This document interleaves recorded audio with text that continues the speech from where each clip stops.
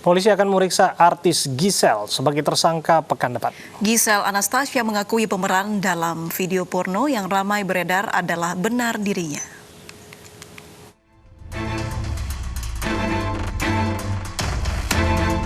Polisi telah menetapkan artis Giselle Anastasia atau Giselle sebagai tersangka dalam kasus dugaan video porno.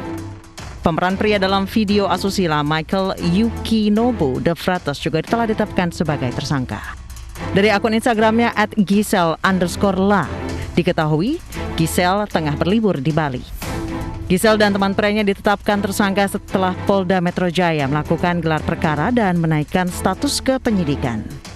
Saudari GA mengakui dan juga saudara MYD mengakui bahwa memang itu yang ada di video tersebut yang beredar di media sosial, ya, itu adalah dirinya sendiri.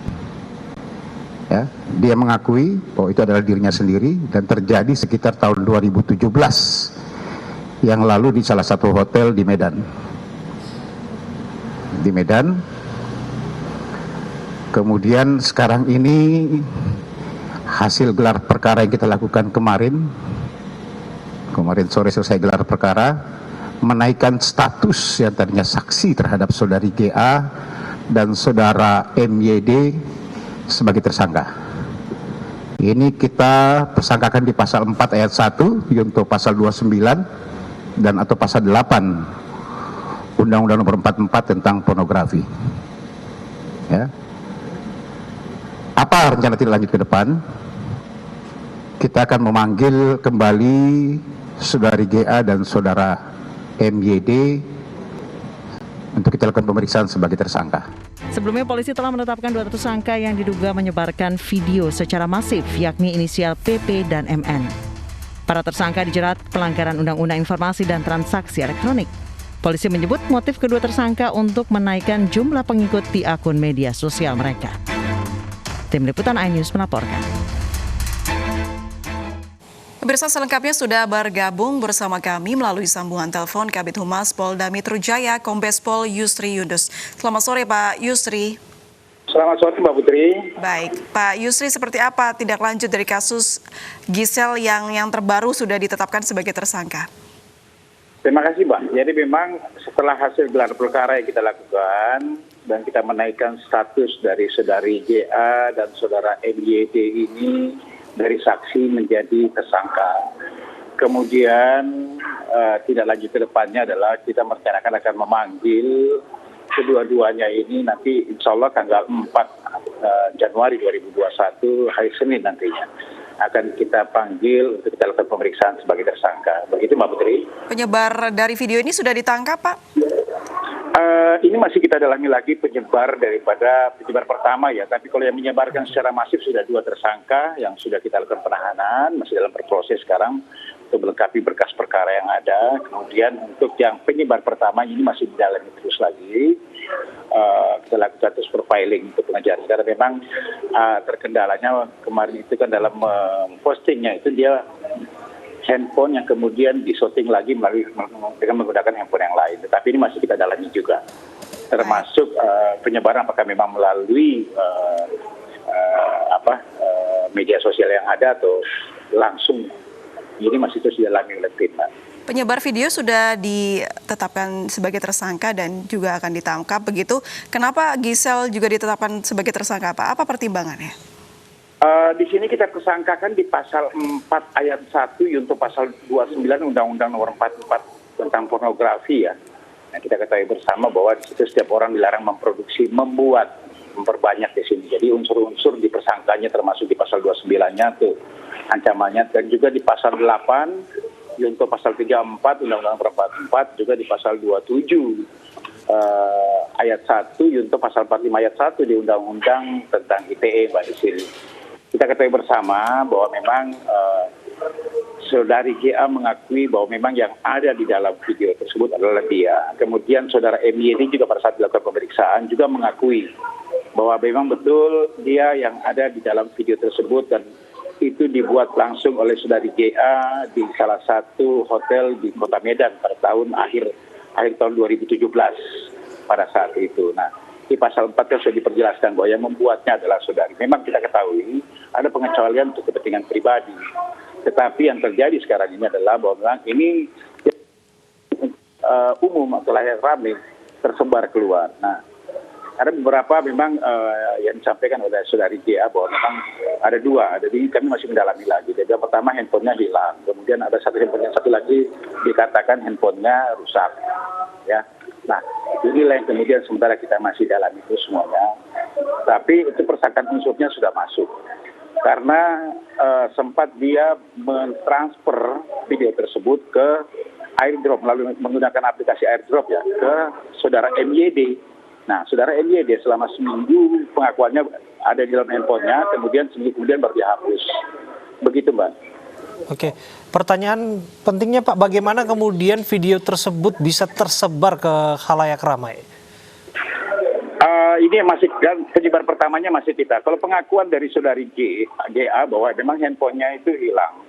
Ya, ini sementara kan di dalam pasal 4 dikatakan bahwa dia yang membuat, saya katakan tadi, membuat untuk kepentingan pribadi memang tidak bisa. Tapi yang terjadi adalah sampai kepada khalayak umum. Nah, ini yang siapa penyebarnya, penyebar pertamanya ini masih terus juga kita lakukan pendalaman. Ya. Begitu Mas Hasan. Terima kasih untuk waktu Anda berbincang bersama kami, Kombes Pol Yusri Yunus, Kabid Humas Polda Metro Jaya. Kita ke informasi berikutnya, pemirsa. Tim kuasa hukum Front Pembela Islam menemui Rizik Syihab di Rutan Polda Metro Jaya Rabu siang. Tim kuasa hukum membahas sejumlah kasus yang menjerat Rizik Syihab, termasuk mengenai kasus cat mesum yang dicabut SP3-nya.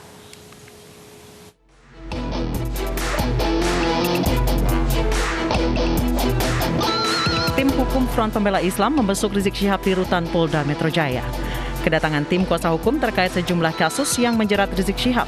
Salah satunya mendiskusikan langkah-langkah yang akan ditempuh setelah kasus cat mesum dibuka kembali. Majelis Hakim Pengadilan Negeri Jakarta Selatan mencabut surat perintah penghentian penyidikan atau SP3 kasus dugaan cat mesum dengan tersangka Rizik Syihab. Dengan adanya putusan itu, Majelis Hakim meminta Polda Metro Jaya kembali melakukan penyelidikan kasus tersebut. Kuasa hukum penggugat Febrianto Dunggio berharap Polda Metro transparan dalam mengusut kasus yang terjadi tahun 2017 silam itu.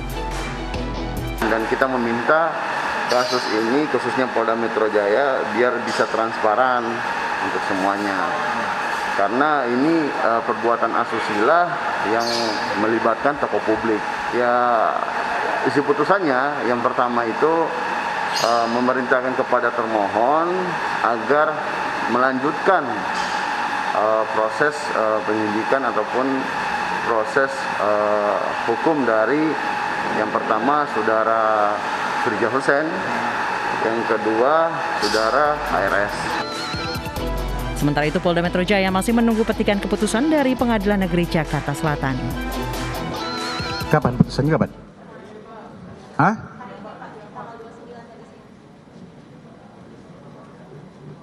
Ya silakan saja, nanti kita akan menunggu nanti hasil petikannya dulu.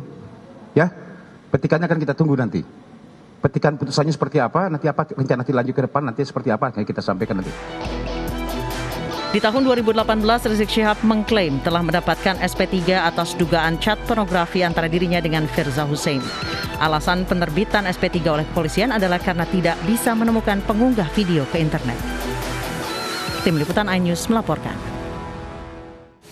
Pemerintah menyatakan FPI sebagai organisasi terlarang mulai hari ini. Pemerintah menyatakan secara de jure FPI sudah bukan organisasi lagi sejak Juni 2019.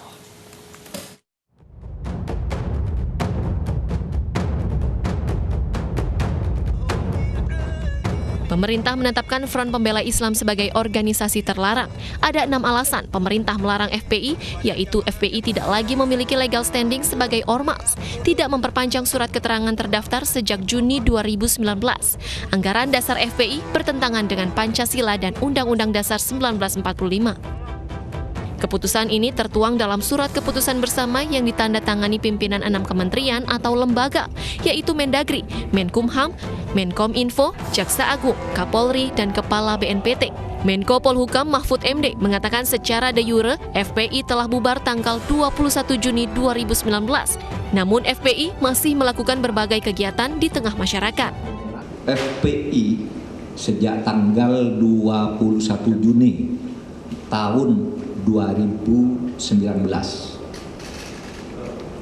20 Juni tahun 2019 secara de jure telah bubar sebagai ormas, tetapi sebagai organisasi FPI tetap melakukan aktivitas yang melanggar ketertiban dan keamanan dan bertentangan dengan hukum, seperti tindak kekerasan, sweeping atau razia secara sepihak, provokasi, dan sebagainya.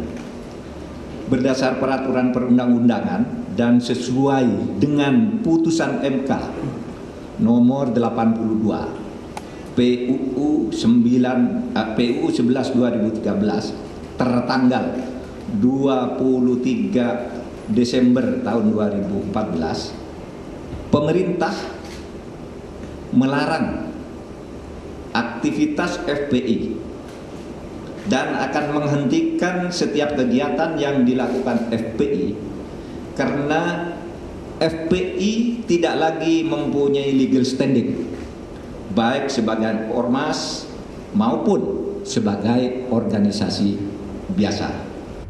Keputusan pemerintah ini berlaku sejak tanggal 30 Desember 2020.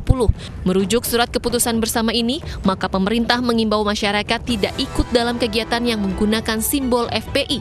Masyarakat diminta melaporkan kegiatan yang mengatasnamakan FPI. Menanggapi keputusan pemerintah ini, kuasa hukum FPI Aziz Yanuar mengatakan tindakan ini adalah kriminalisasi. Tim Liputan iNews melaporkan. Kabur menghindari razia protokol kesehatan, pengendara motor kecelakaan. Kami kembali usai jeda berikut ini.